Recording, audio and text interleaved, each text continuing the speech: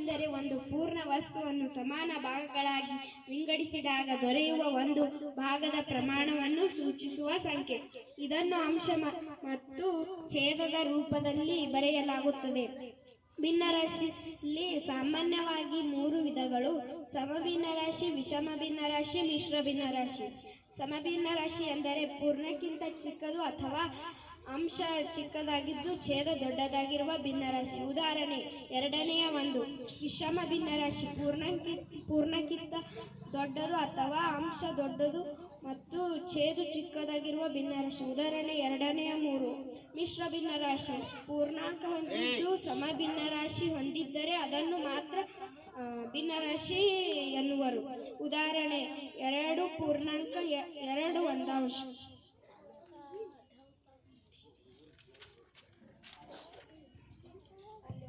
ಒಂದು ವಸ್ತುವನ್ನು 2 ಸಮಾನ ಭಾಗಗಳನ್ನಾಗಿ ಮಾಡಿದಾಗ ಅಲ್ಲಿ 2 ಅರ್ಧ ಭಾಗಗಳು ಉಂಟಾಗುತ್ತವೆ. ಅದನ್ನು ಭಿನ್ನರಾಶಿಯಲ್ಲಿ 2ನೇ 1 ಅಥವಾ ಅರ್ಧ ಭಾಗ ಎಂದು ಕರೆಯುತ್ತೇವೆ.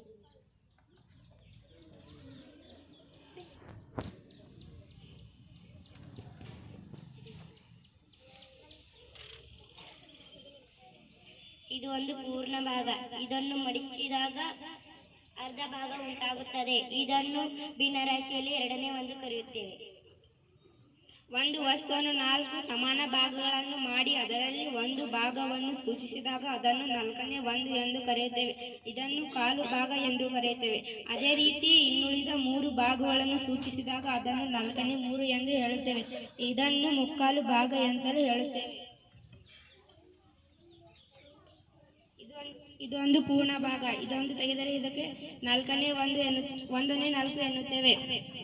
4ನೇ 1 ಎನ್ನುತ್ತೇವೆ. ಇನ್ನು ಉಳಿದ 3 ಭಾಗಗಳಿಗೆ 4ನೇ 3 ಎನ್ನುತ್ತೇವೆ. ಇದಕ್ಕೆ ಮುಕ್ಕಾಲು ಭಾಗ ಎನ್ನುತ್ತೇವೆ.